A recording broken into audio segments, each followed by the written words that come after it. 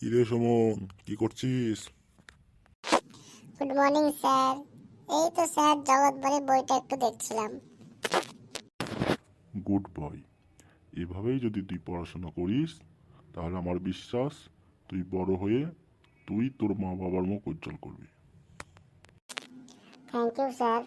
Sir আপনি আশীর্বাদ করেন আমি যেন আমার মা বাবার মুখ উজ্জ্বল করতে পারি।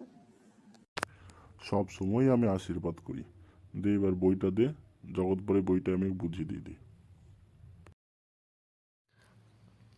আজকে আমরা শুরু করতে চলেছি পঞ্চম শ্রেণীর জগৎবাড়ি। প্রথমেই দেখে নিই প্রথম পৃষ্ঠায় কি আছে।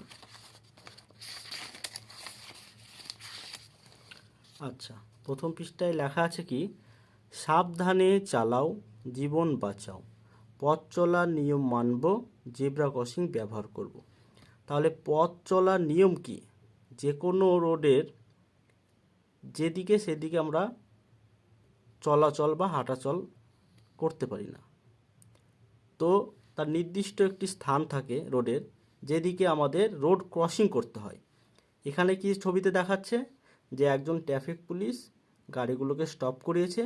এখানে লোকজনগুলো এই যে হোয়াইট কালার এবং ব্ল্যাক কালারের আমরা দেখতে পাচ্ছি চিত্রে, সেই দিকে রোডটা ক্রসিং করছে। তাহলে কি, যে রোড ক্রসিং করতে গেলে আমাদের জেব্রা ক্রসিং ব্যবহার করতে হয়, সেই দিকেই রোড ক্রসিং করতে হয়। এবং গাড়িগুলো যদি স্টপ না করতো তাহলে অ্যাক্সিডেন্ট হওয়ার সম্ভাবনা থাকতো। ওর জন্য গাড়িগুলোকে স্টপ করিয়েছে। সেকেন্ড পেজে দেখি। সেকেন্ড পেজে বলছে সতর্কতা। কি সতর্কতা এখানে? যে সাবধানে পথ চলো, চোখ কান খোলা রাখো। এখানে একজন মানুষ হেডফোন কানে লাগিয়ে গান শুনতে শুনতে রোডে চলাচল করছে।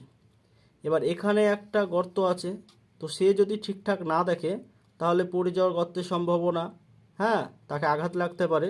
ওর জন্য কি বলছে, যে রোড চলাচল করলে বা পথে যাতায়াত করলে আমাদের চোখ কান খোলা রাখো। চোখ কেন বলছে? চোখে এখানে দেখতে পাবো আমি। কান কেন বলছে? সামনে কোনো শব্দ হলে বা কোনো গাড়ি আসলে আমরা শব্দটা শুনতে পাবো। তো মিউজিক বা কোনো গান বা হেডফোন লাগিয়ে কোনো কিছু না শুনে আমাদের পথ চলাচল করতে গেলে সাবধানে পথ চলাচল করতে বলা হচ্ছে এখানে।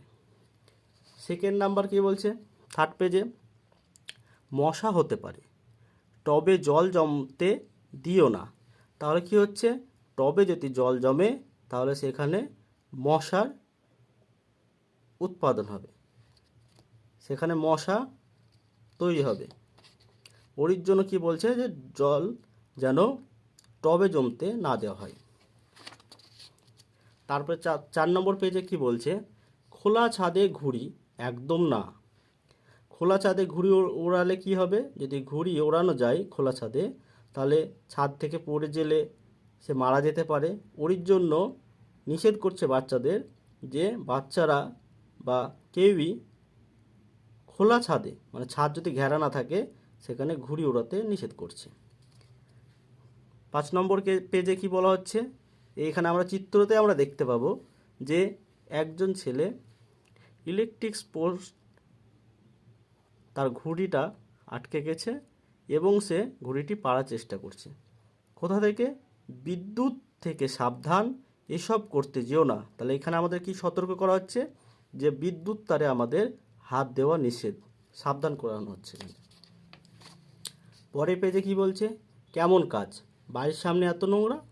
তাহলে বাড়ির সামনে এখানে নোংরা হলে আমাদের বিভিন্ন রকম রোগ হতে পারে।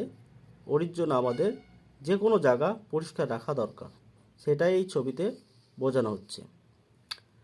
7 নম্বর পেজে বলছে ট্যাঙ্কি সাফ, পরিচ্ছন্ন পানি জল। আমরা যদি নোংরা জল আমরা ব্যবহার করি তাহলে আমাদের বিভিন্ন রকম ইনফেকশন রোগ হতে পারে। ওর জন্য কি ট্যাঙ্কি সাফ করতে বলছে এবং পরিচ্ছন্ন জল ব্যবহার করতে বলছে।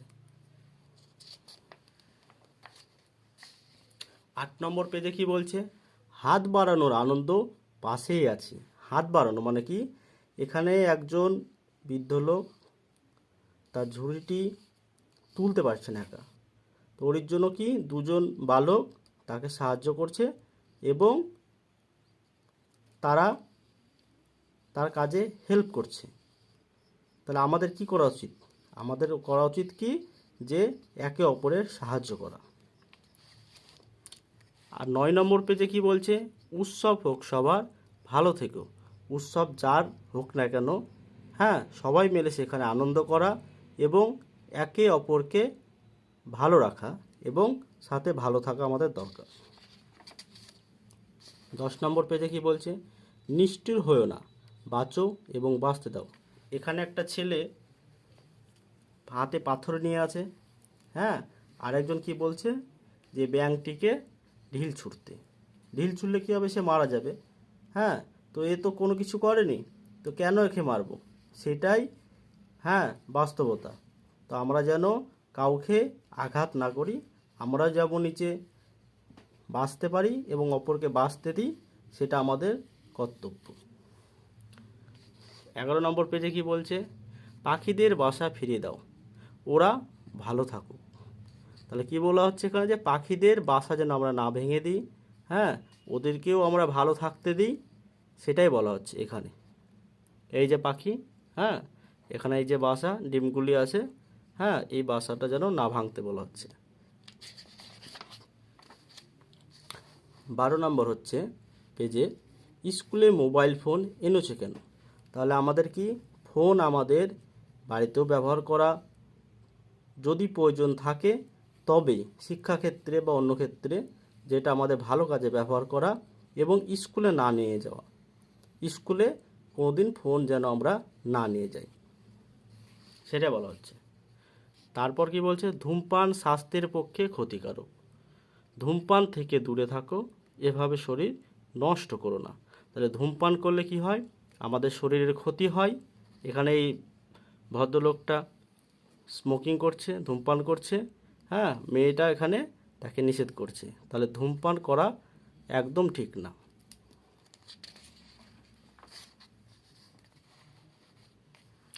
এখানে 14 নম্বর পেজে কি বলছে? সাবধানে থাকবো, কোথাও আগুন লাগলে দমকলকে ডেকে নেব। তাহলে কি হচ্ছে? কোনো জায়গায় যদি আগুন লাগে, তাহলে আমাদের কি করণীয়? আমাদের করণীয় হচ্ছে দমকলকে ডাকা, নিজে না যাওয়া, এবং আগুন থেকে সাবধানে থাকা। গরম বাড়ছে, এটা পজিটিভলি আমাদের দেখতে হবে, যে খুব সুন্দর একটা শিক্ষণীয়, যে চলো কিছু করি, গাছ বসাই, জলভূমি বাঁচাই, তখন আর এসি লাগবে না। এখন তো দেখো কত গরম, তো কি করা উচিত? আমাদের বেশি করে গাছ লাগানো উচিত, বা গাছগুলো যেন বেশি করে না কাটা হয়, সেদিকে আমাদের সতর্ক থাকতে হবে, যাতে গাছ খুব প্রয়োজন না হলে, হ্যাঁ, আমরা না কাটি, যদি আমাদের কোনো অসুবিধা হয়, তো না কেটে যদি হয়, সেটা আমাদের লক্ষ্য রাখতে হবে। বাঁচবো মাথা উঁচু করে। এখানে কি বাঁচার কথা বলা হয়েছে? যে কাউকে আঘাত করে, হ্যাঁ, কাউকে কষ্ট দিয়ে, হ্যাঁ, বা কোনো খারাপ কাজ করে আমরা যেন না বাঁচি। তাহলে কি হবে? আমাদের এবং আমাদের মা বাবার মাথা অপরের সামনে নিচু হবে, এবং নিজের কাছে নিজের মাথা নিচু হবে, যে আমি এই খারাপ কাজটা করেছি। ওর জন্য আমাদের সবসময় ভালো কাজ করা উচিত, হ্যাঁ, যাতে আমাদের মা বাবার মুখ উজ্জ্বল হয়। বয়সের আগে বিয়ে নয়, এমন ঘটনা যেন কখনোই না ঘটে। এখানে কি করা হচ্ছে? যে লোকটা আছে, হ্যাঁ, সে তার বয়স, প্রাপ্ত বয়স হয়ে গেছে, কিন্তু মেয়েটার বয়স এখনও 18 বছর প্লাস হয়নি। ওর জন্য কি করা হচ্ছে? এখানে সতর্ক করা হচ্ছে যে বয়স যতক্ষণ না হবে, তার আগে যেন বিয়ে না করা হয়।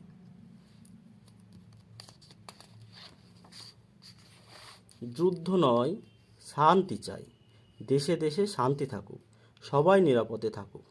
এখানে কি বলা হচ্ছে? যে স্টপ ওয়্যার, বন্ধ করো যুদ্ধ। এখানে যুদ্ধ বন্ধ করতে বলা হয়েছে, যেন আমরা একে অপরের সাথে ঝগড়ায় লিপ্ত না হয়ে যাই, একে অপরের সাথে হাতাহাতি না করি, হ্যাঁ, এবং যুদ্ধ না করি, একে অপরের সাহায্য করি এবং শান্তিতে সবাই মিলে বাঁচি। 19 নম্বর কি বলছে? একলা নয়, সবাইকে নিয়ে ভালো থাকবো, যে একা সে বোকা। তাহলে কি হচ্ছে, একা কোনো দিন বাঁচা যায়? একা কোনো দিনই বাঁচা যায় না। সবাইকে মিলেমিশে সবারই সাথে আনন্দ করে, হ্যাঁ, আমাদের বাঁচতে হয়। তাহলে এখানে কি লেখা আছে? একলা নয়, সবাইকে নিয়ে ভালো থাকবো, একা যে সে বোকা। এখানেই সমাপ্ত।